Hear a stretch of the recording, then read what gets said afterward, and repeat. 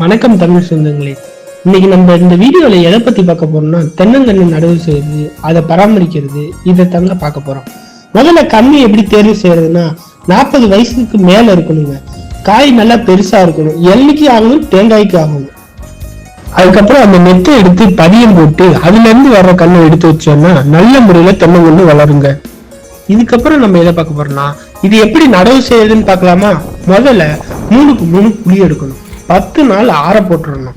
கொஞ்சமா மணல் போட்டு அது கூட ஆட்டு எரு, மாட்டு எரு, அதுக்கப்புறம் வேப்பம் புண்ணாக்கு இருந்தா வேப்பம் புண்ணாக்க போட்டு 3ஐயும் கலந்து 5 கிலோ வீதம் போட்டு தென்னம்பிள்ளைய வச்சோம்னா தென்னம்பிள்ளை நல்லபடியா வளருங்க.